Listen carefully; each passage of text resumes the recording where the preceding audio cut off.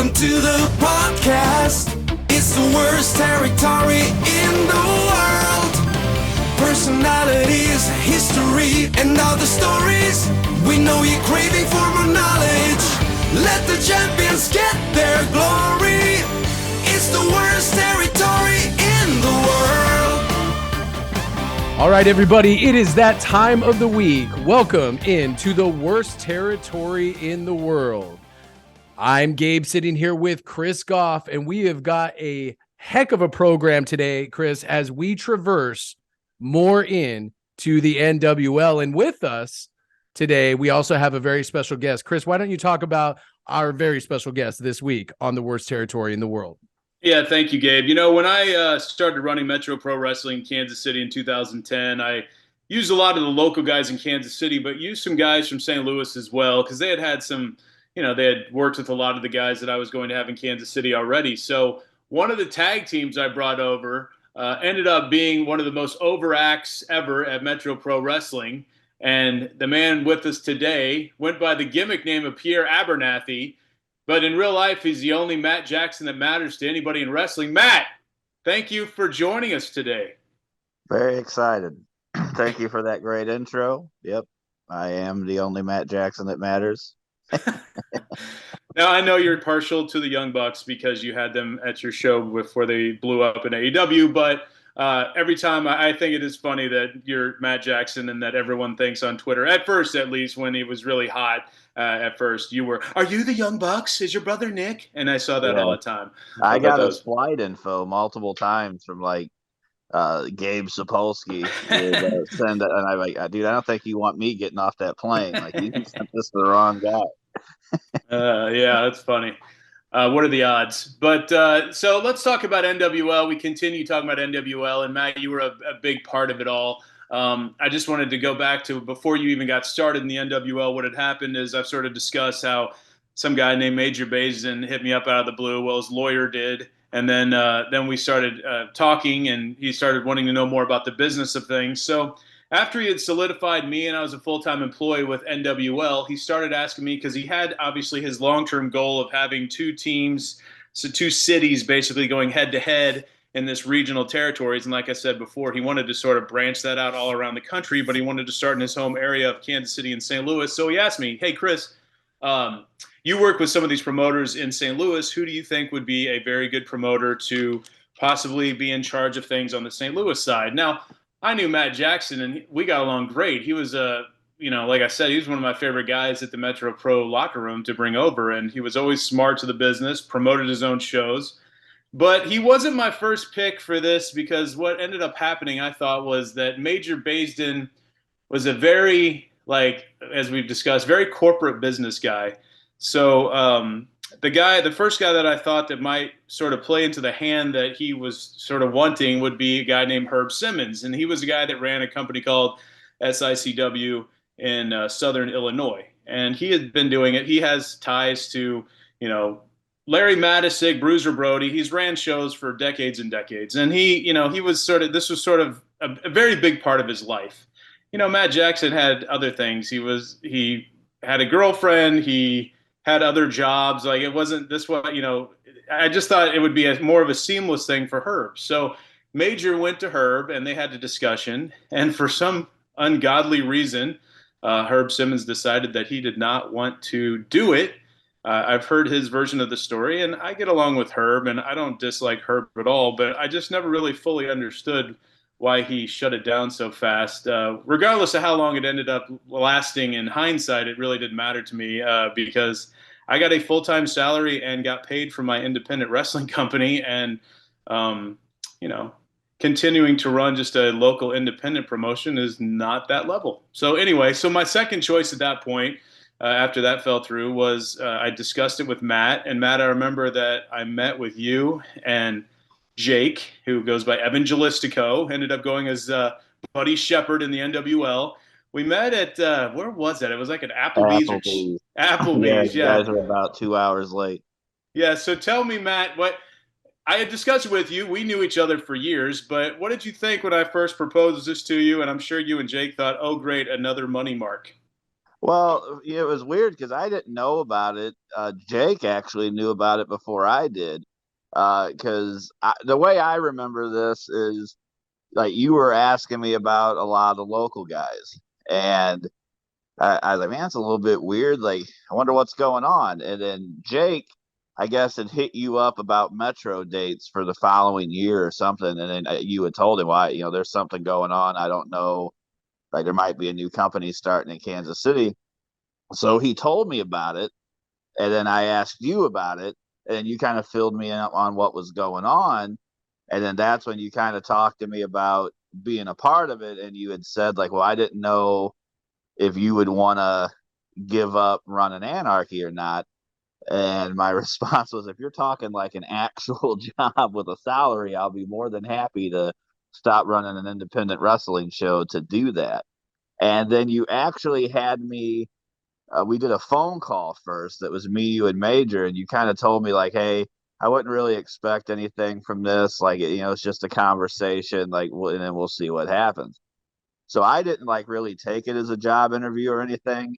The only part of that conversation I really remember, which is probably something I wouldn't say on a job interview, is Major asked me, he goes, "What's the difference between you and like Herb Simmons and some of these other local St. Louis wrestling promoters?" And my response was, "I think the biggest difference is I'm really good at what I do, and they're really bad at what they do."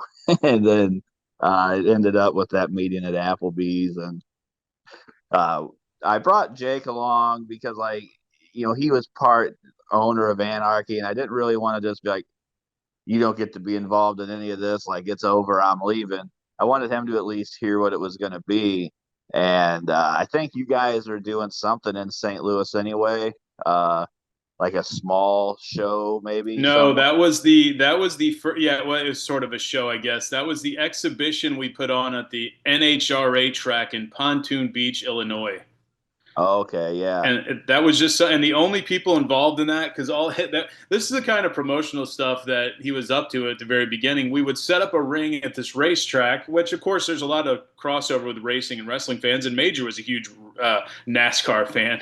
Major bucking all the traditions of what I thought Major would like, but he enjoyed NASCAR, and so we set up at the NHRA track, and the only people there at the time were John Webb, who wrestled for WLW, and Jake Durden, who had they had they had matches and had a referee there, and they were the ones helping me put the ring together. And there were some other wrestlers that showed up, but those two are the ones that stick out as like helping and doing it and setting it up. And that's what we caught you on the way to that. Right, yeah, because you guys showed up in the with the ring trailer and everything. So Matt, I'm thinking, Matt, what like, was real quick, Matt? What was your first impression meeting Major? I ask, or Chris or I ask people this because he's such an interesting, kind of eccentric guy when you first meet him. What was your first impressions of Major when you first like met him in person?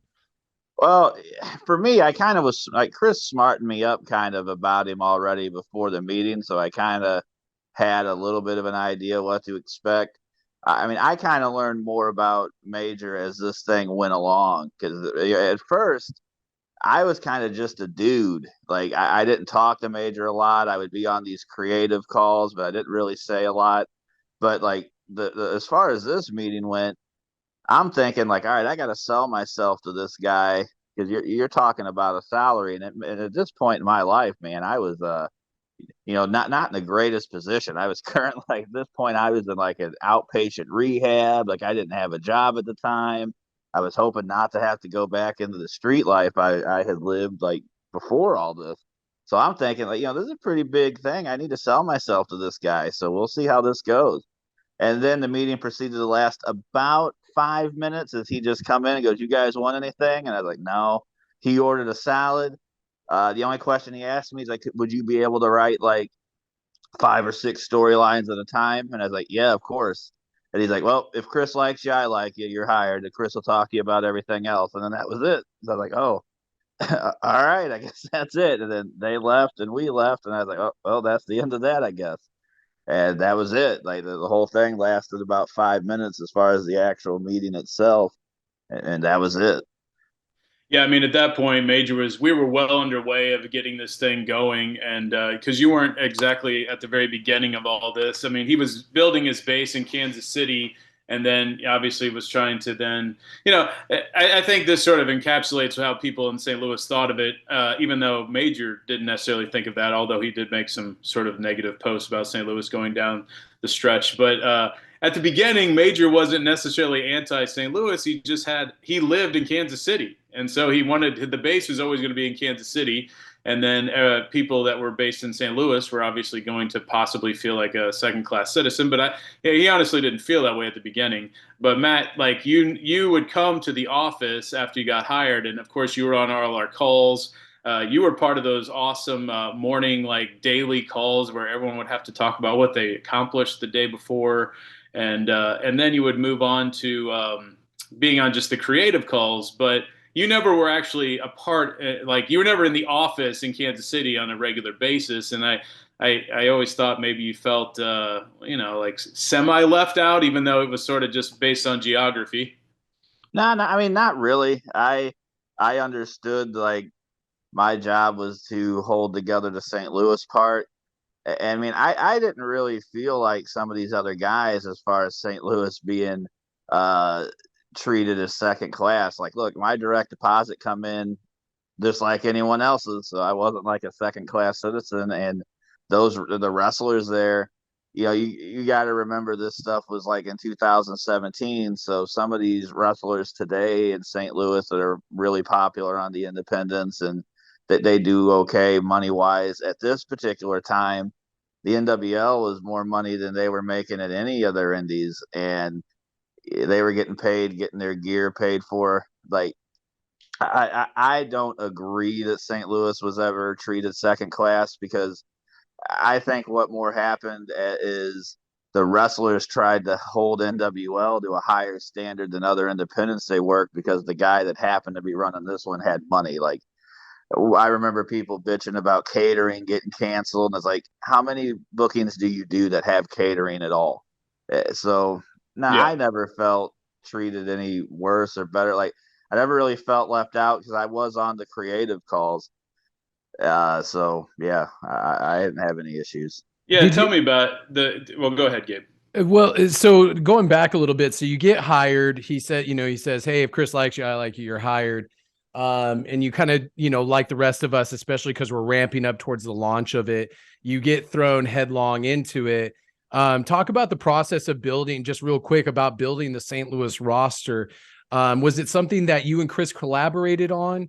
Was it something that you mainly spearheaded? And was there any St. Louis wrestlers, longtime St. Louis wrestlers that you reached out to that were like, nah, I'm good? Yeah, there were a few. I mean, one that comes to mind, like Kurt Stallion was one that he passed on it, but he was doing other stuff at the time. Like, he was doing some stuff for Ring of Honor and that, so he stayed more focused on that. Um, no, I mean, for the most part, I got to use whoever I wanted as far as St. Louis. Well, like, as far as my guys, like, there were some guys that I wasn't, or I mean, I was familiar with them, but I didn't book them, that I was told, like, hey, they're going to be a part of this. But it's not like it was a situation where we were haggling over who we were going to use. Like, everybody was pretty cool with just, for the most part, migrating over the Anarchy roster, minus a few of the guys that traveled from out of town, and then putting in some other local guys. So yeah, I mean, I was a big part of building the actual roster.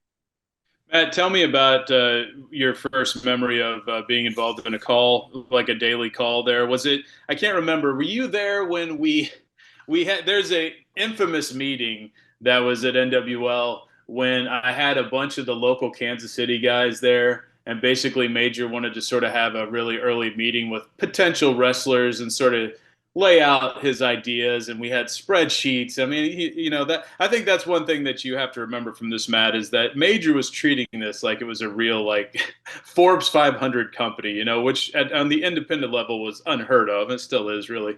But do you remember that meeting where the wrestlers, because some of the wrestlers in that early Kansas City meeting, Major was talking about, now we'll have full-time wrestlers and we'll have part-time wrestlers. And he was talking about what they would have each way. And then some of the guys that obviously had no shot of being a full-time wrestler were like, I think I'd like to be a full-time wrestler. And I'm like, no, boys, that's not what he's not offering you the opportunity for that. Were you there for that? No, I wasn't. I wasn't there for that one. So my contract started in January of 17, but I wanted to be like a part of the character creation process. Yeah. So like from October to January, the only calls I was on were when we would do the character calls just for the St. Louis people. Okay. So those are the ones I was on. So tell me about those, because I want to get, yeah, I've talked about those and I'll talk about them more, but what was your impression of that, the way we did those, where we would call these guys up and we would have some possible predetermined names for them because he wanted to own the rights to it, which in today's world is completely normal in wrestling. And then we would talk to them about if they had any ideas, and if they didn't, here's some ideas that we have in case you don't have any ideas. And I thought, as you know, some wrestlers love that and some wrestlers hated that. Yeah, so I remember two calls. I'll talk about the good first, and then I'll go into the call because this was one of the first ones I was on, and it was what I perceived as a bad call, and it was one of the moments where I was like, man, I don't know about this. 99% of those calls, though, I mean, it was always a collaboration with the talent. So Sure. it wasn't a situation where we said, this is what you're going to do. This is what you're going to be called. It was always, what do you want to do? And what do you think you should be called? And so, I mean, most of them were pretty fluid. It's just brainstorming and we'll do this and we'll do that. Most of the guys were excited about it. But I do remember a call, and the talent wasn't even on the call. It was just me, you, and Travis. And we were talking about Vega and Fitchett. And I remember Travis going, well, St. Louis is a pretty big like sports town. So what if we just, we let them keep their first name and we call them, Davy Blue and Matt Cardinal. And I just remember going, man, if we pitch that to them, they're like, pitch it will just straight hang up on us. But I remember that call was one. I was like, oh man, Oh yeah. like these names, like no, like that's gonna be real bad. Well, But that's opposite. That's opposite of what some of these calls were, because most of the time the right, guys were on the phone. We're like, hey, I still think it was a cool idea, and I still don't understand why people don't see the big picture of the name change. It's like he wants to have you have a gimmick that's different from the five other indies, especially the part timers. You're having a gimmick that's different from the five other indies you're working in the 2 hour radius from here. You're still getting paid more than you do those other indies. So like, what does it really matter? And some had a real problem with that, thinking that my value is worth more than that. And it didn't make any sense, really, big long term. no, I agree. Like I look, man, you're dealing with not everybody, but some guys just they have a misguided view of what their stock is, right? So and especially like for me, as an example on the Indies, like me and Jake were the submission squad for all this time, and we had traveled all these places. But when you wanted us to do the commission for Metro, I was like, yeah, okay, sure, whatever you need us to do. And I didn't understand why some of the guys who maybe didn't agree with the name changes would have had that attitude of just, whether I agree with it or not, who cares? I at least want to try something new. And because that's what like the commission was for me. Is like I'm gonna get to try something new, something I haven't done before, and we'll see what happens. And a lot more guys didn't have a problem with it than did, but yeah, the creative calls, it all was a collaborative effort. Some went well, some not so well. What do you I think rem- what do you think the fallout has been since then, Matt? Like when people look back at that, you still talk to a lot of the guys who are involved in that. Do they look back at NWL and that creative change? Because at the time, like you said, it was brand new ideas on the indie scene for you to work a different name than you're going to work others. And like now you look back, and I think some of the guys I can tell online have sort of embraced that and look back in fondness in that NWL era. But at the time, you know, look. Gary J, very over in St. Louis, but it became a joke when he was called Jay Lutz as the guy that we shot videos in the bar and that corner bar where we went and shot all these vignettes, which I thought was one of the most fun parts, shooting those vignettes for the lead up to the characters. But but I think Gary really liked NWL, even though Jay Lutz has become a punchline. No, he did. Like Gary was one of the guys, more quietly than others that would defend NWL, and some of the other guys maybe would say shit because he would say all the time because people would go to him because he was one of the more over guys in St. Louis. Like, why would they change your name and what kind of name is Jay Lutz? And he'd be the first to say, "Well, I'm the one that come up with that." Like it was his dad's last name is Lutz, and so he came up with it. Um, I think it's 50-50. I think that there are guys that look back on it and they appreciate it because, I mean, again, it was more money than they normally would make, and it was weekly work and those things for a good production. And then there are some people who are bitter, but it's just like with anything else, right? A lot of the people who are bitter about it are people that didn't get used through the whole thing or didn't feel they got used properly. And that's just kind of the nature of what this is. Not everybody's going to be happy. I think if we go over when St. Louis was closed or whatever, I think that process rubbed some people the wrong way. And some of the stuff Major would say about St. Louis kind of rubbed people the wrong way. So it's kind of like 50-50 as far as like people who understood what it was and appreciated it compared to people who have sour taste in their mouth for whatever reason. I think it's 50-50. Well, let's talk about just the St. Louis side of things. For those of you out there that didn't pay that close of attention to NWL, don't know it at all, maybe. Every week we would have shows either in Kansas City or St. Louis, or we started doing other towns, St. Joseph, Missouri, Springfield, Joplin, Wichita. We do other towns, sort of like an old school territory. Now, Matt, something about St. Louis that I want to talk to you about specifically is that, of course, one idea that Major had that I wasn't necessarily in love with, but of course I was trying to be as positive about it and go forward as much as we could with his vision because he was the guy writing the checks and, I was bowing to whatever he wanted to do and giving him my input. And the input was that these downtown buildings that he was trying to have me book forever, which was Scottish Rite, we ended up in Kansas City, and then Casa Loma was our first big venue in St. Louis. And those two venues, obviously in an urban area, demographics different from the suburbia that most of these independent promotions run on, especially in the Midwest. And we go to Casa Loma, and that was a really cool building, Matt. And I know they've had festivals outside it or whatever, but much like the Scottish Rite in Kansas City, it didn't really work out because, it's probably not the greatest area to take your 5-year-old kid at night, and I think that hurt us. What did you think about the venues? So yeah, I mean, the Casa Loma wasn't the greatest area. It was right next to the Stroll in South St. Louis, but it for me, I mean, if we start diving into why I didn't think St. Louis worked how we originally did it, I always I look back at the ticket prices and I kind of I knew that weekly St. Louis wasn't going to work the second I saw what the ticket prices were. But Sure. as far as the venue goes, like, yeah, it's a cool venue. It's not in the greatest place, and it is difficult, to get some people to drive into that area.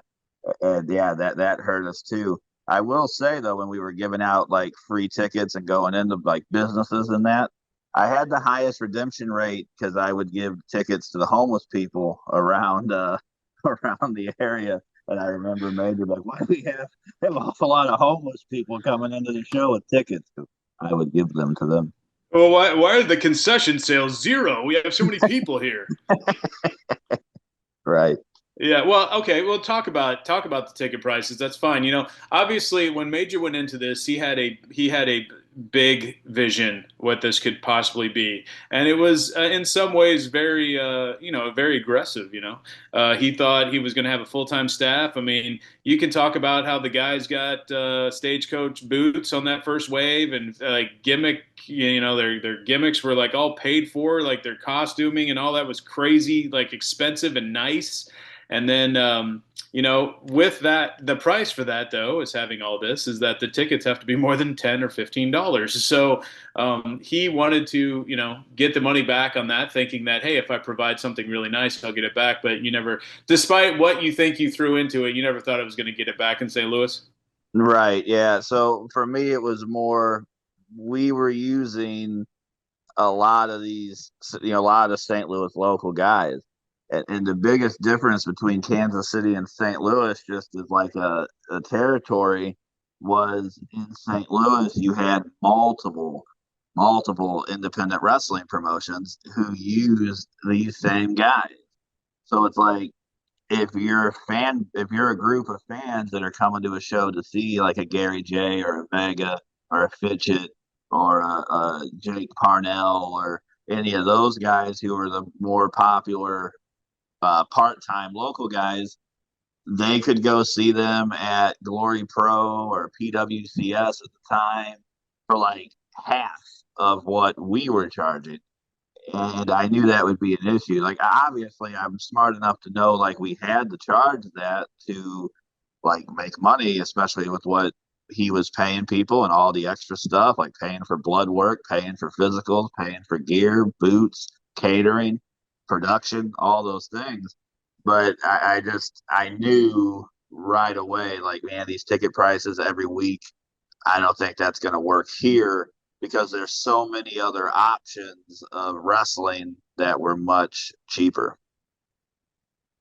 Yeah, and it seemed like, of course, the amount of that was a weird time in indie wrestling because you mentioned some of those other companies, and like that was when indies were starting to be even cooler. It was a wave of like coolness on the indies where you had bringing in names from Japan, bringing in these other names that had just come off TV. Nowadays it's a little different because when Michael Strider runs Central Stage Wrestling here in Kansas City, it's like there's not a ton of options of like really awesome non AEW, non WWE guys because they've all been basically scooped up way more than they were even in 6 years ago. So you were sort of battling that. You were going for the old school family, really, is what NWL was, and you're sort of battling the sort of, for lack of a better term, the more modern like AEW crowd on the other indies, and it still today can work. It's just like you said, it's hard. People are willing to pay more money per ticket now, it seems, than 2023, but there's just less people. Right. No, I agree with that. Matt, So when you go back to thinking about all the different, you guys were touching on all the different promotions that are running out there, the competition is a lot greater there than it was here in Kansas City as far as for the audience, the ticket buyer, all that kind of stuff. What was, because it seems like those fans out there are very loyal to certain promotions, and then you have, fans that kind of rotate between all of them. What was the reaction, again, backtracking a little bit, when quote unquote the NWL took over St. Louis Anarchy, and that, you guys, if I wasn't here, but I think you guys did a big angle where NWL came in, or can you talk about that just a little bit? Yeah, I mean, looking back on it, I regret we did that in St. Louis Anarchy. Our fans hated it. As far as the Anarchy fans, they weren't happy at all. We had a very, some would say niche, but they're like a niche fan base, I guess, but they're very passionate. So they were not happy that Anarchy was going away. And so I kind of figured that Major's reception would be pretty dicey when he came in to begin with.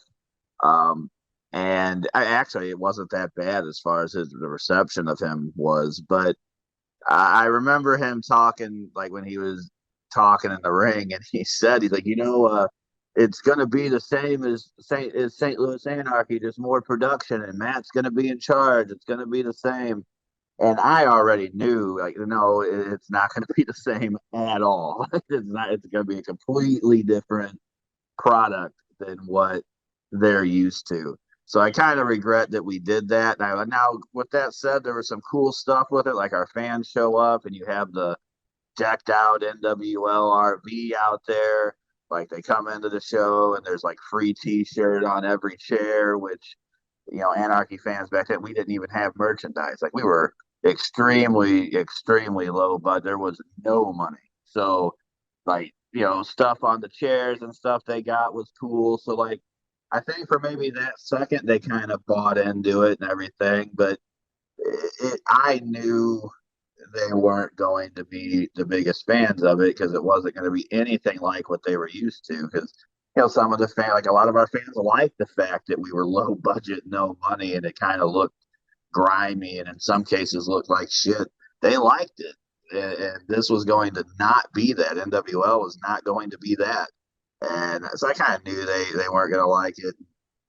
Yeah, but with all that said, the angle we ran at the end, it really did get over. Like people were into it, so yeah, and that's kind of what I remember about that.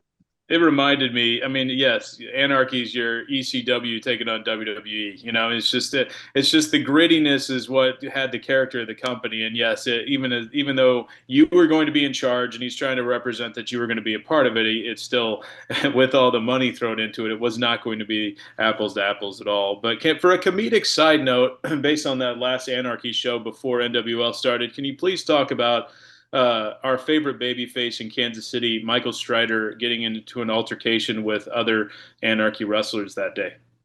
Yeah, so we do this thing at the end. Long story short, Strider tips over the merchandise table that had these guys' merchandise on it, so they were very mad.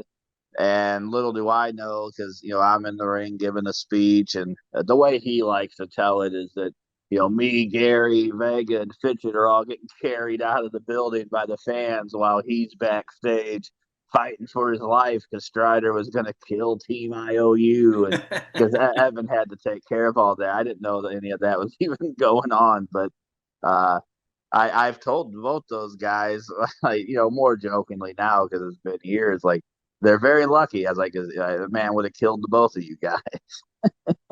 Oh, if you know Michael Strider, you know that if Michael Strider, who is a nice guy, if he gets mad and gets into a fight, you will have to kill him to make him stop. And I feel like you're that way too, Matt. I feel like if people get in a fight with you, you would have to die to lose, probably. So at least before, at least during that era of your life.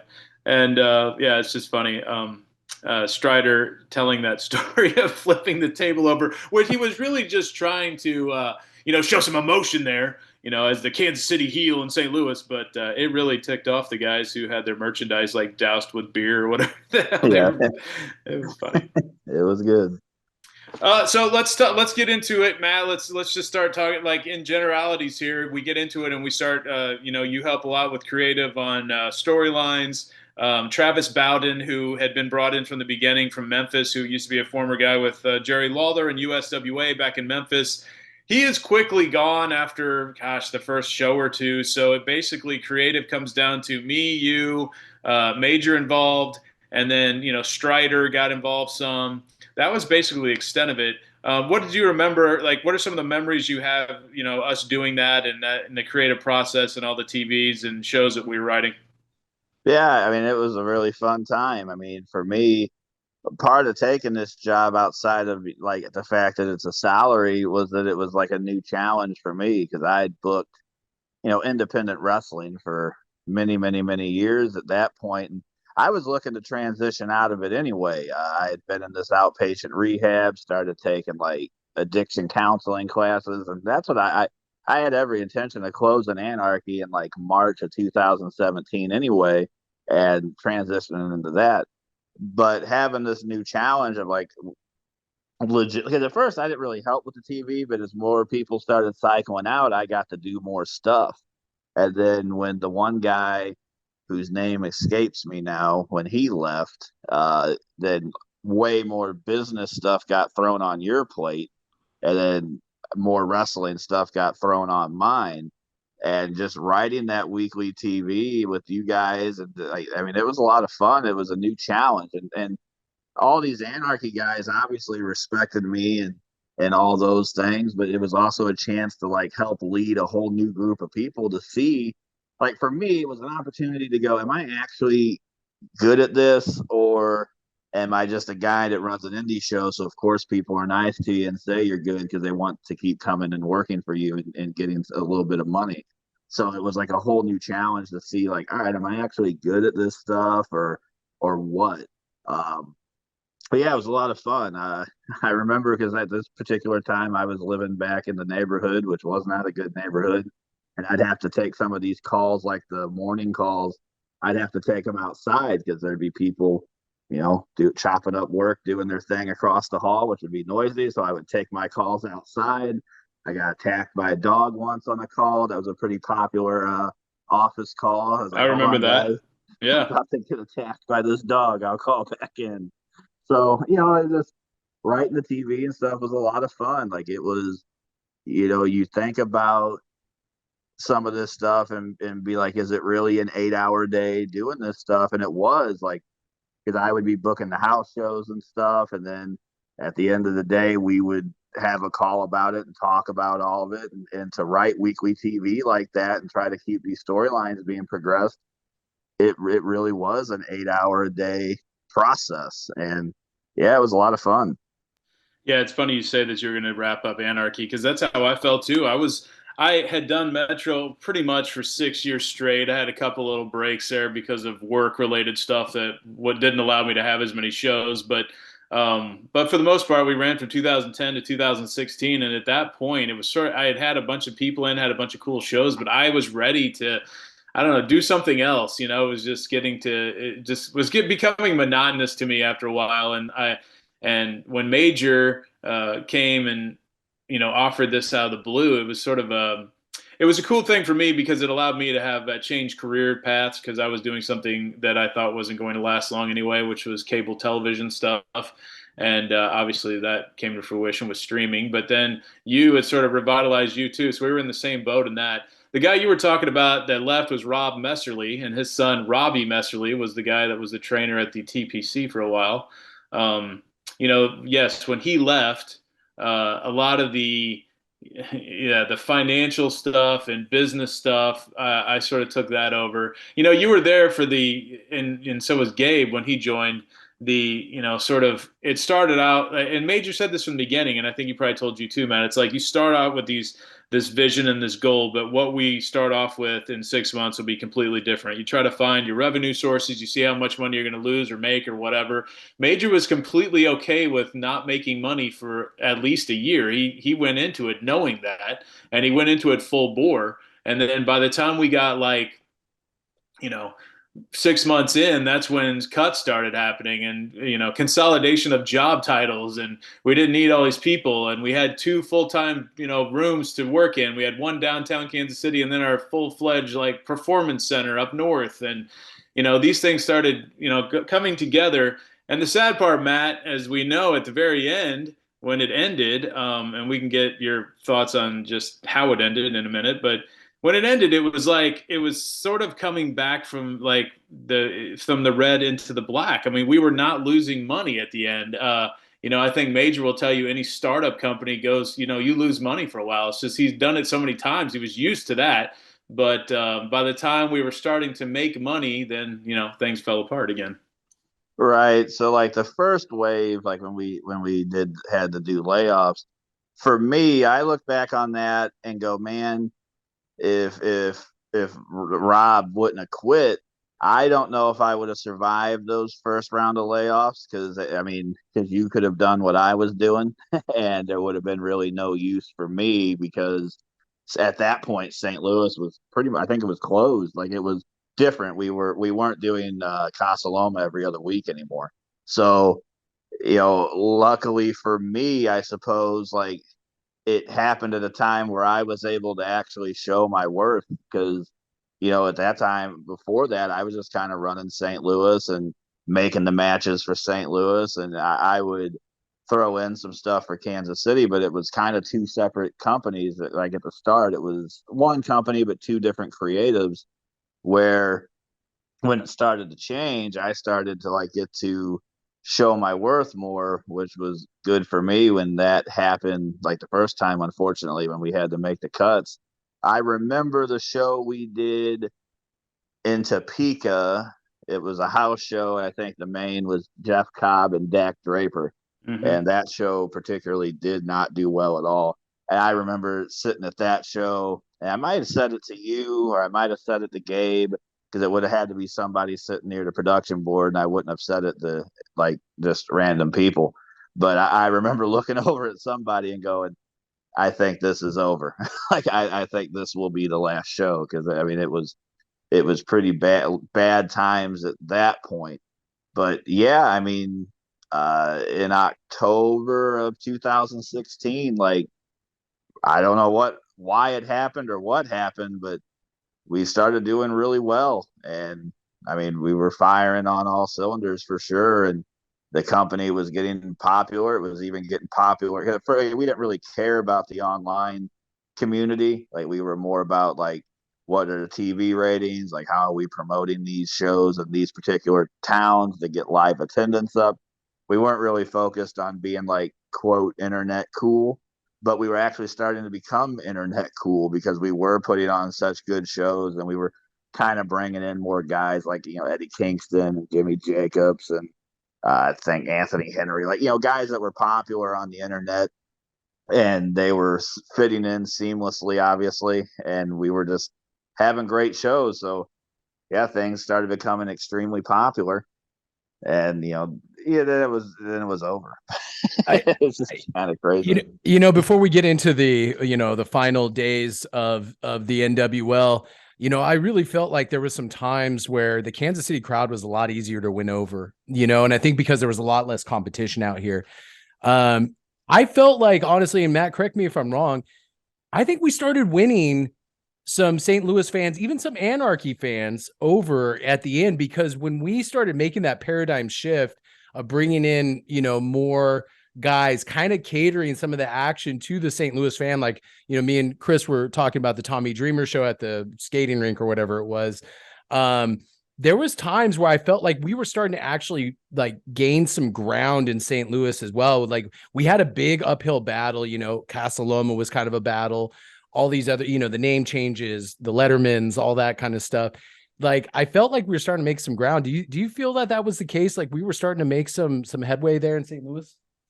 Yeah, I feel like once we got into that Elks and O'Fallon, things started trending upward for us. Because I mean, I think changing some of the names back was a good thing. Um, we did what we could, like when Major up and closed it, and I'm not going to dive all into that. I don't know how much time we got, but I just remember him calling me, going, "I bet you're kind of freaked out, huh?" And I was like, "Dude, I'm watching Orange Is the New Black and eating a pizza. Like I figured you would call me eventually." And then we kind of conjured up this Anarchy NWL idea to kind of see if maybe that would get some of the fans excited.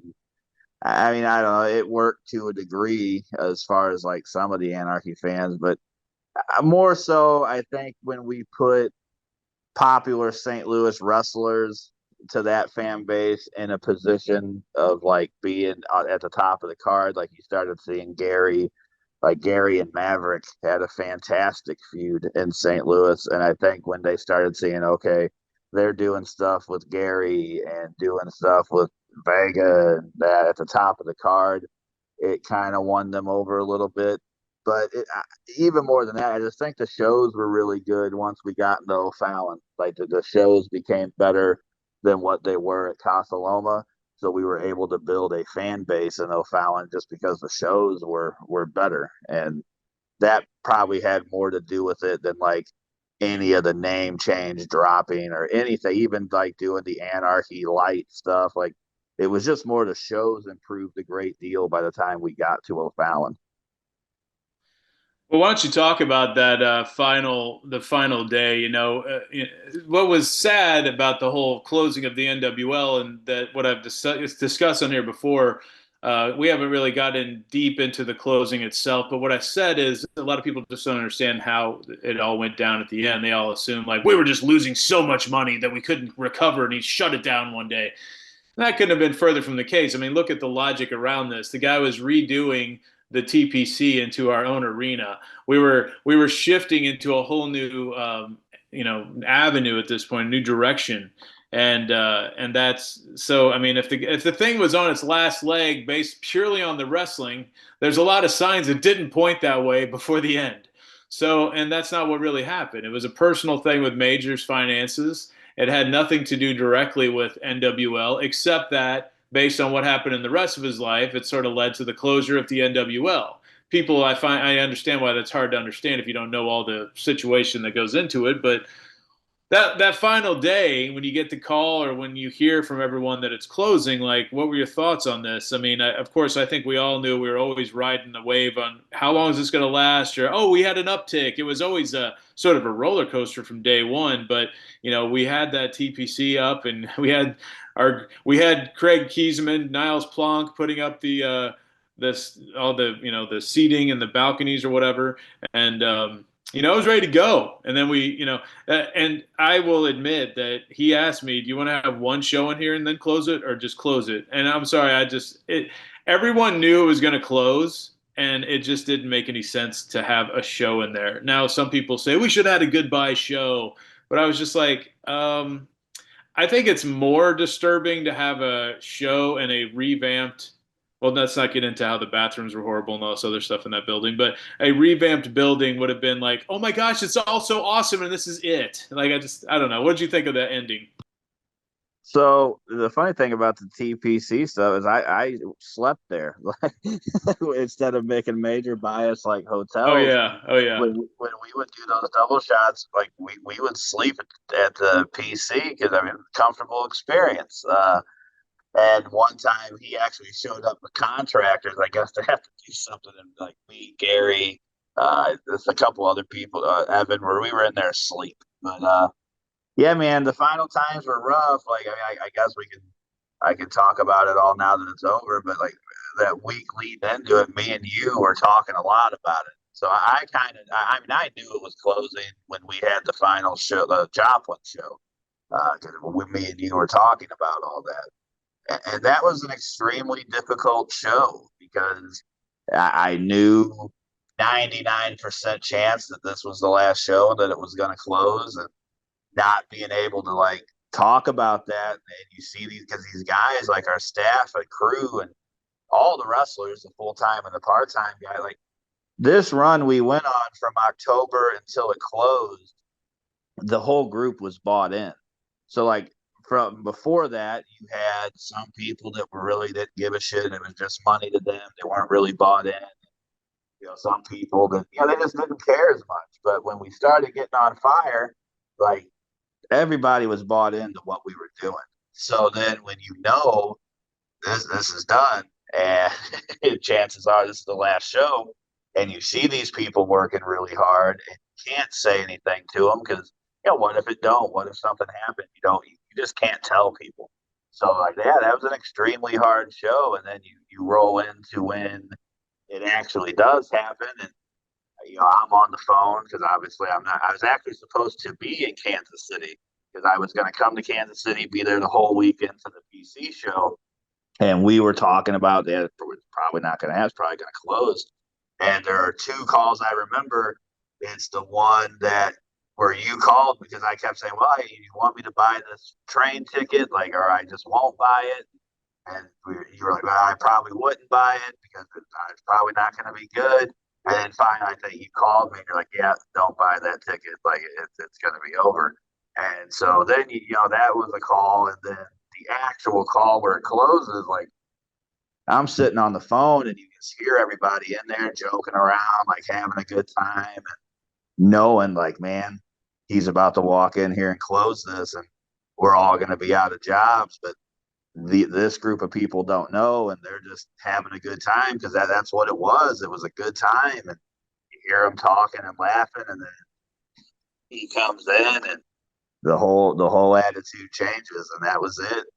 And in some ways, look, I'm kind of glad it happened that way as far as like we went on this hot run and then it was just over. I would almost rather that, money aside, obviously I would have loved to have made money for all these, like, for many, many years. But I'd almost rather it go out the way it did rather than like we're doing this for 10 years or whatever and it kind of fizzles out, the draws drop, and then we start losing money. Like, if it had to go out, I'd rather it go out the way it did because we were on fire. Our last show drew over 500 people in Joplin. We were drawing 350 to 500 plus in every town we were doing except O'Fallon, and that was trending upward. So I would almost rather it just go out like that, like go out when it's hot rather than go out a different way.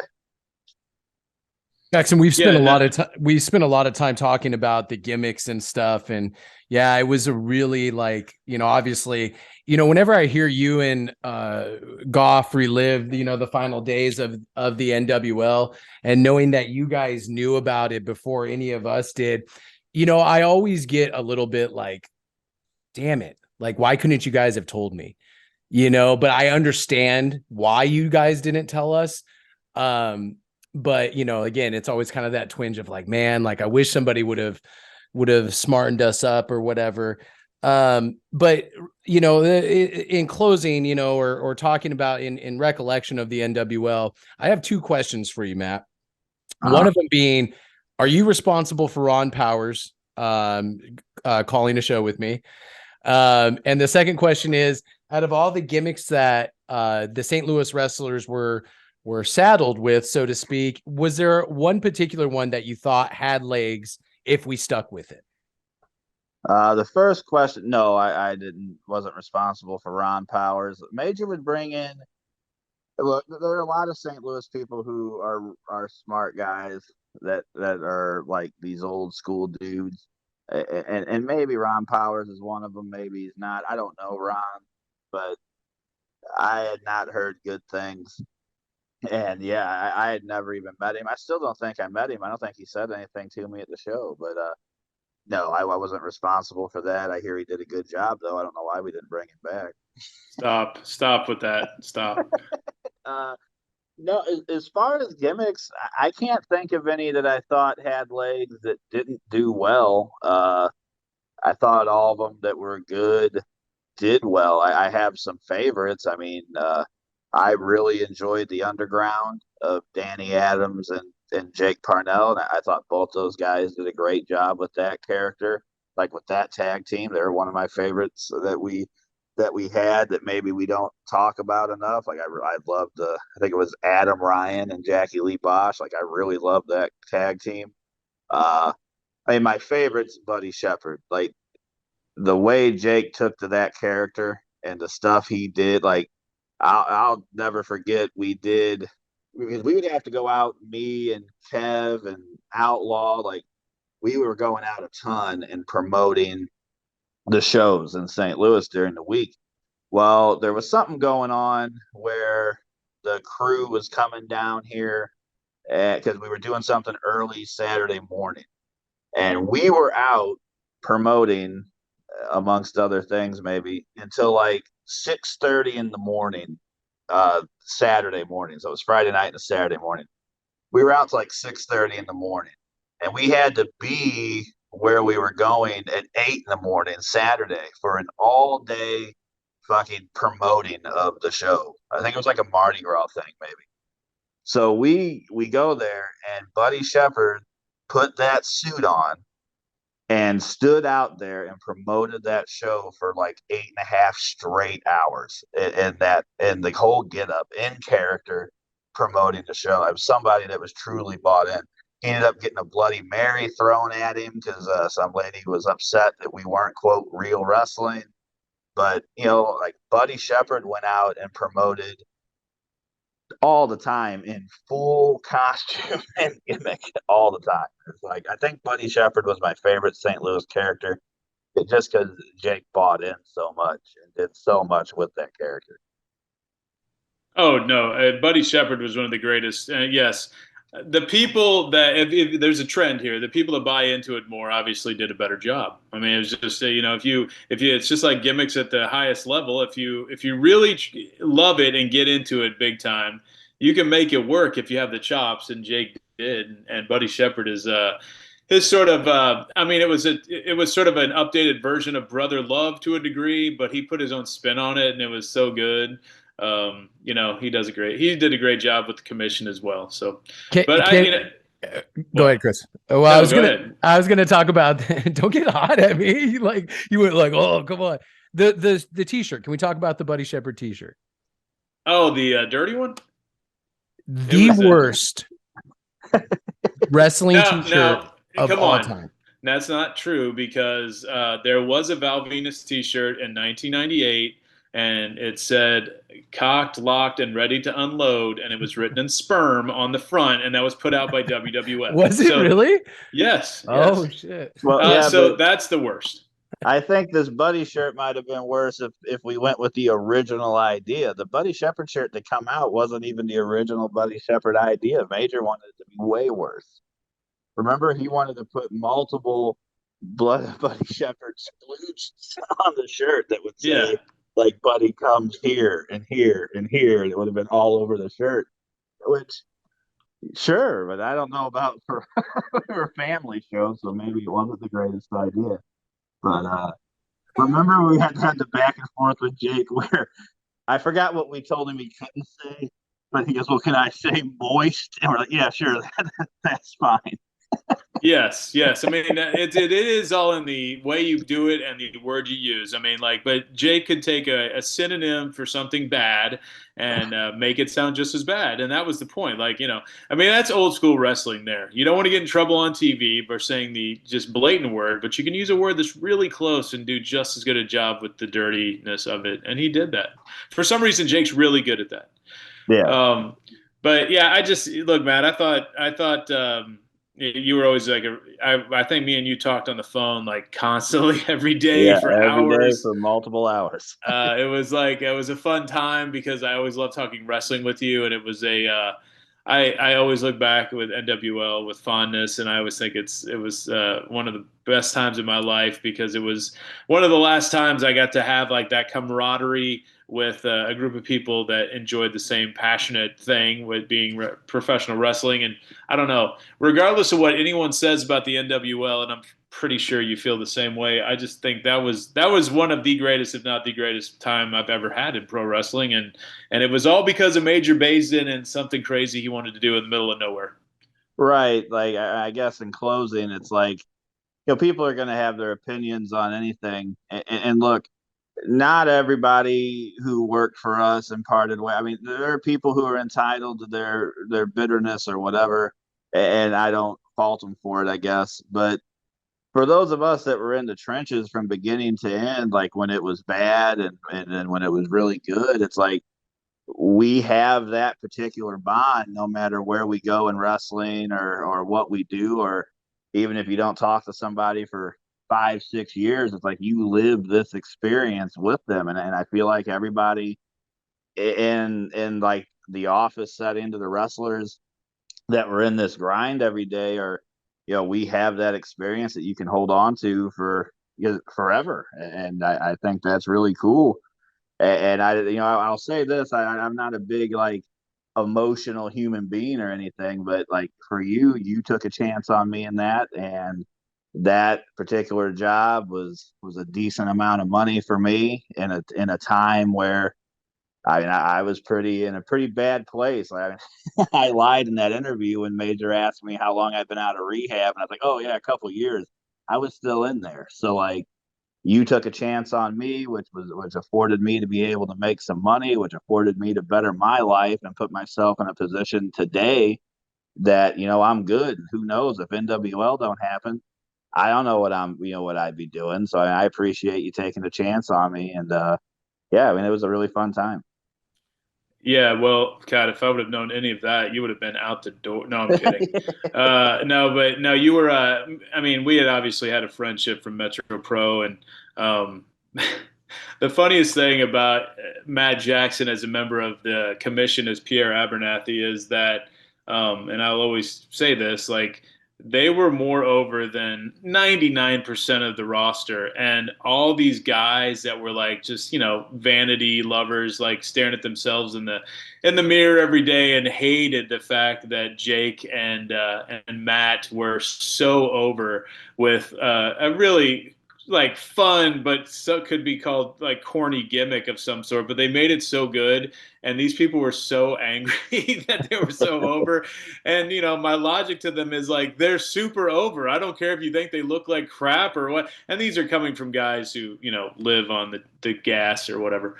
But I just, it's just you take you do it the best of what you got, and I think that's the NWL in a nutshell. We weren't going to be having access to, and we didn't even get into all the guys we tried to bring in, Matt. I mean, I've talked about it before. All the calls that we tried to bring in, like from all the national people, like not necessarily big names at the time, but I talked about Keith Lee, Jonathan Yeah, Gresham, Scorpio Sky. Do you remember all that? yeah. Remember, one of the times I went to Texas for like my last match, you asked me to talk to Keith Lee about doing NWL, which was a conversation that lasted about 6 seconds. And I go, "Hey man, there's this place that's starting in Kansas City. They're hiring full-time wrestlers, salary." And he's like, "Yeah, I'm not really interested." I was like, okay, very Yeah. fast conversation. Yeah, he was. It was a longer conversation on the phone. I think it was before that, but yeah, he did not want to do that. And he obviously went on to bigger and better things. But I remember, correct me if I'm wrong, Eddie Kingston was someone that was really bought in, right? oh yeah, He was Yeah, like, put me in. He was talking moving. Like oh yeah. he yeah, wanted in he real was bad. he was willing to move to St. Louis to be a bigger part of what we were doing. But yeah, he was definitely bought in. He liked what we were doing. He's really close with Vega and Fitchett, and yeah, he's close with Marty. He was willing to move to St. Louis to like be a bigger part of what we were doing. And that's what that NWL brought. It was just something that you didn't see. Even these, I mean, don't you agree, Matt? If the NWL, I mean, I'm glad it was where it was, but if the NWL was in on the East Coast, it would have been a huge thing. Like, I mean, it would have been talked about constantly. And in reality, it just not to play the poor old us in the flyover country here in the Midwest, but a lot of things we do in the Midwest would be a lot bigger if they had a bigger population base around them, and that was one of them. Yeah, definitely. I mean, at the end of the day, we all know why it ended up not working out. And I mean, in my opinion, it was just the money spent at the beginning, and then it ends because of major like stuff with Major's personal finances. But I I wouldn't change anything.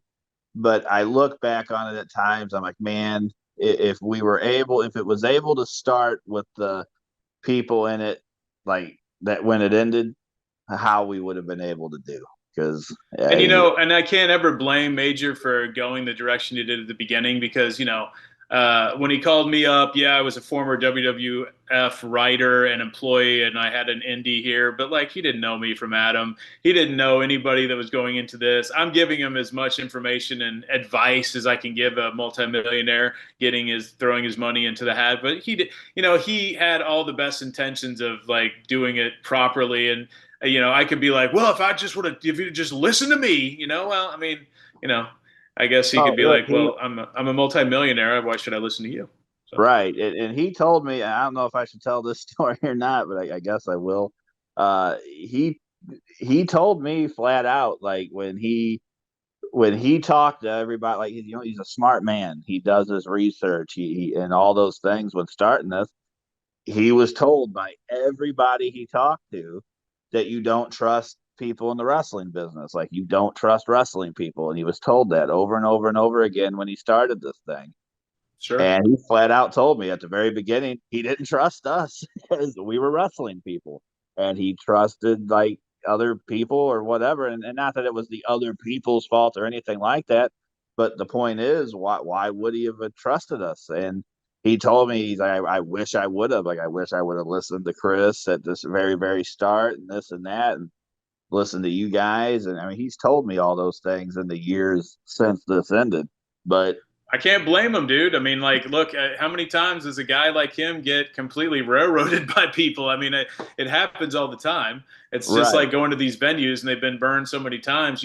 But you're a good guy. You're not going to do that. Well, it doesn't matter, you know. Right. So And people have their opinions on the man, but this man provided a living for a substantial group of 20, people. 25 people. Like Right. he was giving all the full timers, even the ones that had bad attitudes, he was giving them full benefits, and like the part timers could even make medical claims if they wanted. I mean, this is stuff that even Tony Khan doesn't do, and this is a guy doing it in Kansas City.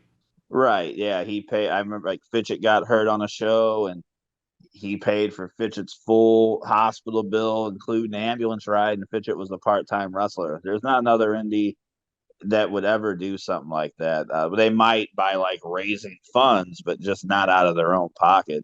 And there are people like guys I know that bought multiple cars and stuff based on money that man paid them to wrestle. And I think at the end of the day, if you were on this roster as a full time person, even if you're one that is bitter about it, it's like, man, like you have to look at the living that this dude provided for a bunch of people, and look, for a big portion of us will never make a full time living again in the wrestling business, and he provided that for people in Kansas City and St. Louis, and they were able to better their lives and buy cars and maybe up their fucking way of living. And he helped lay that foundation for some of them to do that. And I think at the end of the day, that's what people need to remember about this, is that he actually helped people's lives for 18 months by providing them a living in a business that they dreamed of making a living in. And at the end of the day, that's what this was. Not to mention, full coverage insurance for that had never happened before. And he was the first to do that. And I think the man deserves credit for it. People can sit there and poke fun and make fun of him and try to say it was a failure, but I don't know.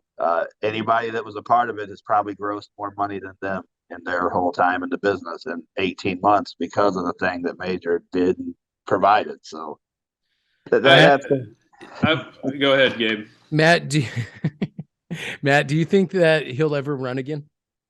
No, I don't. I don't think he will. Why would you? There's no real there's no real upside to it. I told him at the beginning. I was very negative about it going in. As far as him getting information from me, I was like, man, it's just a really hard go, especially if you're going to do it as much as he wanted to. Yes, indies can draw if you have a show once, twice a month. We're talking weekly, every other week. Higher tickets, big production. That is just hard to do. But Matt, there was a guy that was asked to be involved in this and he declined.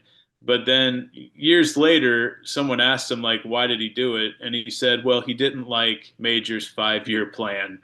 And I look at this and I laugh because in about 2 years span of my life, I made more money with Major Baisden than I had made in almost any year or two of my life at that point.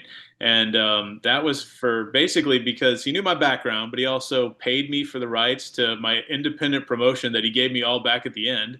And it made me laugh because the person that said that probably made roughly a 50th of what they could have made in that time. And, I just think sometimes you got to take risks and have fun. And that I was at thankfully a part of my life where I could have done that with Major, and so were you, and so was Gabe, and so everybody was involved in it. And it was a great time. And so Matt, I appreciated becoming good friends with you. I was already friends with you, but that obviously brought us closer.